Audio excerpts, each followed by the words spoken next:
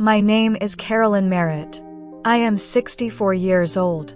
And the day my husband of 31 years sat across from me at our kitchen table and told me he was in love with someone else, someone 22 years younger, someone he had met at his office, someone who made him feel alive again, I did something that surprised us both.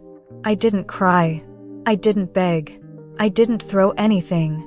I looked at him very steadily and I said, "All right, Dennis. I hope it's worth it." He thought that meant I was giving up. He had no idea what it actually meant. 5 years later, I was standing in my own kitchen, a different kitchen, a better one, watching my 2 adult children choose a side. And it was not his. I want to tell you who Dennis Merritt was before I tell you who he became, because I think that context matters. Dennis and I met in Nashville, Tennessee, in 1988. I was 27. He was 30. He was a sales director for a mid-sized construction supply company, confident, easy in a room, the kind of man who remembered everyone's name and made you feel, when he was talking to you, like you were the most interesting person present. I was a registered nurse working in the cardiac unit at Vanderbilt. Long hours, relentless work, deeply meaningful in a way that is hard to explain to people who haven't done it. We were good together, in the beginning and for a long time after. Dennis was ambitious, but not cruel. He was charming, but not hollow. He worked hard, he came home. He was present with our children in the way that some fathers of his generation genuinely were, coaching Little League, attending recitals, showing up. Our son, Kevin, was born in 1992. Our daughter, Melissa, was born in 1995. I reduced my hours when the children were young and returned to full-time when Melissa started middle school. By the time Kevin was in college, I was the charge nurse on my unit, and had been for 6 years. I was good at my job. I was organized, calm under pressure, and I had a particular gift for the families, for sitting with a frightened spouse at 2 in the morning and translating what the doctors had said into something that could be held and understood. Dennis's career grew steadily. He moved from sales director to regional VP to, eventually, a partnership stake in a larger firm that had acquired his original company. We were comfortable. We had a house in Franklin, Tennessee, a good house, a real one, with a back porch I loved and a garden that took me 15 years to get right. I will not pretend our marriage was perfect. No marriage that lasts 31 years is perfect, and anyone who tells you otherwise is selling something. We had years that were harder than others. We had stretches of distance, of parallel lives running alongside each other without quite touching. We had arguments that resolved and some that only quieted. But I genuinely believed, that what we had was real and durable and worth the investment of all those years. I was wrong. Or rather, I was right about the investment, and wrong about who I had made it with. Her name was Brooke. She was 37 years old. She had joined Dennis's firm as a marketing director 18 months before he told me about her.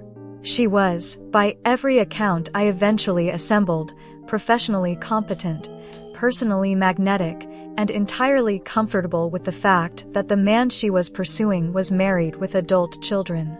Dennis told me about her on a Wednesday evening in October. He had clearly prepared.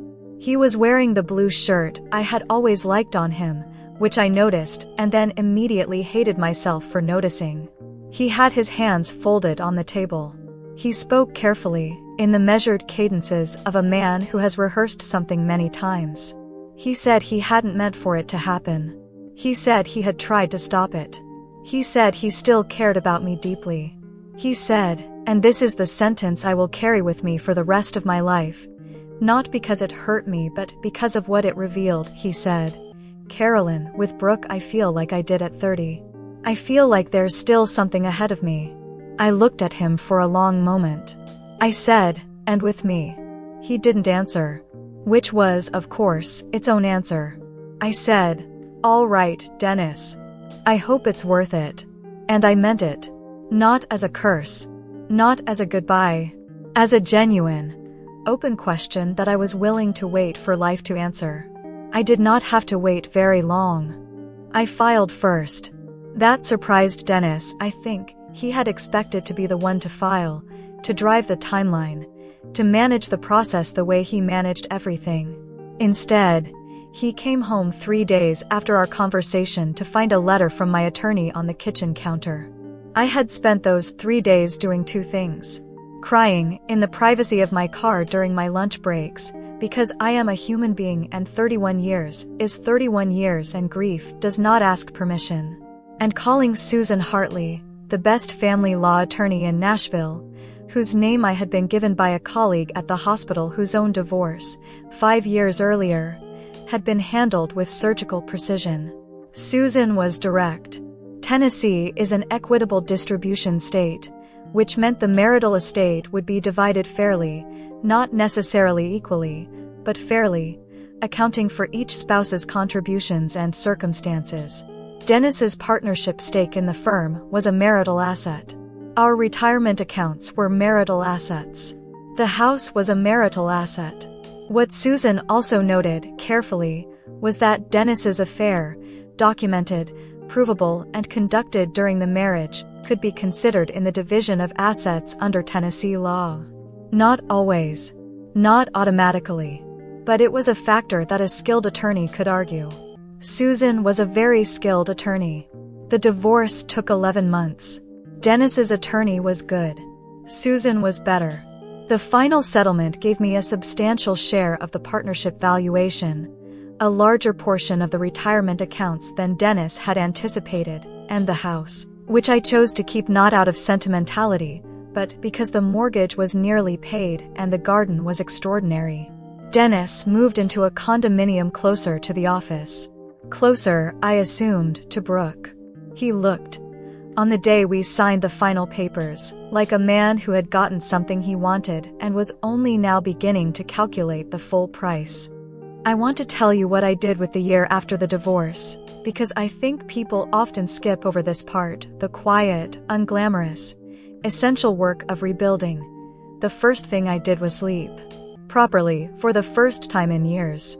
I had not realized how much of my energy had been going toward maintaining a marriage that had been quietly failing, toward filling silences and interpreting moods, and performing the particular labor of pretending that distance was just a phase. When that obligation lifted, I slept 8 hours a night and woke up feeling like a different person. The second thing I did was go back to school.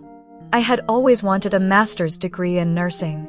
I had deferred it, twice, for the children's schedules and once for a family move that Dennis's career required. Now I was 60 years old, charge nurse, and entirely unobligated to defer anything for anyone. I enrolled in Vanderbilt's online graduate nursing program. I took 2 courses per semester and finished in 2.5 years. My thesis was on communication practices in end-of-life cardiac care, something I had been thinking about, quietly, for 15 years. I was promoted to nursing director of my unit while I was still in the program. It was not a promotion I had sought. It was offered to me because I had been doing the job in every way that mattered for years, and the administration had finally caught up with reality. I also did something smaller that turned out to matter enormously. I started walking every morning. Not for exercise exactly, I had always been reasonably active, but for the specific pleasure of an hour that belonged entirely to me, with no destination and no obligation. I walked through my neighborhood in Franklin as the seasons changed. I walked past the houses of people I had lived near for decades. I watched a red maple in the park 2 blocks away go from bare to green to gold to bare again, twice, while I put my life back together. I was not, during these years, a person of perfect equanimity. There were nights I was angry, specifically, precisely, productively angry, in ways I had not allowed myself to be during the marriage. There were evenings I sat on the back porch with a glass of wine and thought about 31 years with a clarity that was sometimes painful and sometimes, unexpectedly, freeing. I had given a great deal to that marriage. I had also received a great deal. I was not willing to simplify it into pure loss or pure waste. But I was also not willing to pretend it had ended for any reason other than the one it had ended for. Dennis had looked at me at 59 and seen a woman whose chapter was concluding. He was wrong about the chapter. He was catastrophically wrong about what was ahead. I did not watch what happened to Dennis with pleasure. I want to be honest about that, because I think dishonesty here would make me someone I don't want to be. But I watched it. Brooke moved into Dennis's condominium 4 months after the divorce was finalized. Kevin told me this, not to wound me, but because Kevin is direct and believed I would rather know than be protected from information about my own life. Kevin was right. They were together for 14 months. What I know about those 14 months I know primarily from Melissa, who maintained a cautious relationship with her father during this period and reported back with the particular precision of a woman who loves her father and is deeply disappointed in him simultaneously. Brooke was, it turned out, expensive. Not maliciously, or perhaps maliciously, I genuinely cannot say, but in the way that some people are expensive, accustomed to a certain quality of life, comfortable expressing preferences, unbothered by the gap between what was spent and what was earned. Dennis, who had always been financially careful in our marriage, began spending in ways that were new and not sustainable. There were trips. There was a new car, hers. There were renovations to the condominium that Melissa described, with barely concealed incredulity, as extremely ambitious for a rental. And then there was the business. Dennis's firm underwent a restructuring. This was partly market conditions and partly, according to Kevin, who had friends in the industry, a series of decisions that Dennis had made in the previous 2 years that his partners had not agreed with. The restructuring diluted his partnership stake significantly. There were conversations about buyouts. There were conversations about his role going forward that, by all accounts, did not go well. By the time Brooke left on a Tuesday in March, 14 months after moving in, taking the car, and leaving a note that Melissa heard about secondhand, Dennis's financial situation was substantially diminished from what it had been when he sat across from me at that kitchen table in his blue shirt and told me about feeling 30 again. Kevin called me when he heard about Brooke. He said, "Mom, are you okay?" I said, "Kevin, I have been okay. I am okay. Why are you asking?" He said, I wanted to make sure you weren't, I don't know, affected." I said, "I'm on my way to a department meeting and I have a risotto on the stove. I am genuinely fine." He was quiet for a moment. Then he said, "I'm sorry, Mom. For all of it. For how long it took me to understand what he did." I said, "Kevin, you don't owe me an apology for your father's choices." He said, "I know. I'm offering one anyway." That was, I will tell you, one of the finest moments of the past 5 years. The word choose is complicated, and I want to be careful with it. I never asked Kevin or Melissa to choose. I never spoke badly about their father to them, not during the divorce, not after, not when I heard about Brooke, not when I heard about the business. They are his children as much as mine. Their relationship with him is theirs to navigate. But children watch. Even adult children watch. They notice who showed up and who didn't. They notice who called on the difficult birthdays and who sent a text 3 days later. They notice who remembered the small things, Kevin's work anniversary, Melissa's defense of her graduate thesis, the particular coffee each of them takes, and who, over time, became increasingly absorbed in a life that didn't have much room for the previous one. Melissa told me, over dinner at my house on a Saturday evening about 2 years after the divorce, that she had reduced contact with her father significantly. Not ended it. Reduced it. She said it quietly and without drama, the way she says most important things. She said, "He made choices, Mom. I get to make choices too." Kevin had a more complicated path. He tried, genuinely, to maintain a relationship with his father through the Brooke period and after.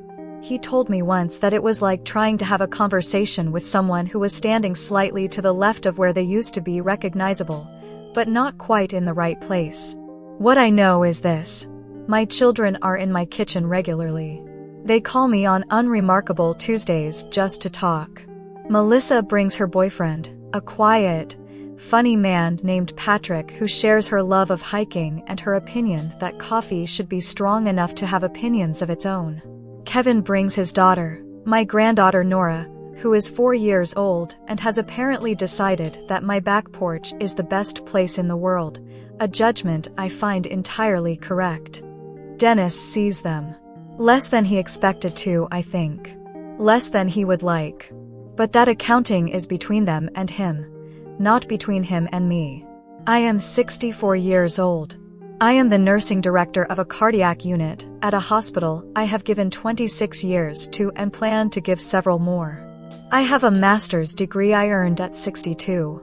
I have a garden that is, without exaggeration, the best it has ever been in 15 years of tending. I walk every morning. I have watched the red maple in the park go from bare to green to gold and back again 4 times now. Every time, it is remarkable. Every time, I stop for a moment and just look at it. Dennis is, by the last account I have, living in a smaller apartment.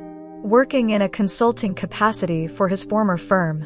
Managing, I believe, but not thriving in the way he expected to be thriving when he sat across from me at 59 and decided that I represented a past and Brooke represented a future. I do not wish him harm. I do not wish him well with any particular warmth. I wish him the life his choices have built him. I have built mine. It is sufficient. It is more than sufficient. It is, in the ways that matter, extraordinary. If Carolyn's story stayed with you, if any part of it felt like something you needed to hear today, please hit that like button. Leave a comment below. Tell me what moved you. Tell me what you're carrying. These stories travel because you carry them forward. Share this with someone who needs to know that being replaced is not the same as being finished. That the woman someone walks away from and the woman she becomes are not the same person. And if you haven't already, subscribe to Justice Served Tales. Every day, real stories of real people who refuse to let someone else write their ending. Real stories. Real strength. Real justice. I'll see you next day.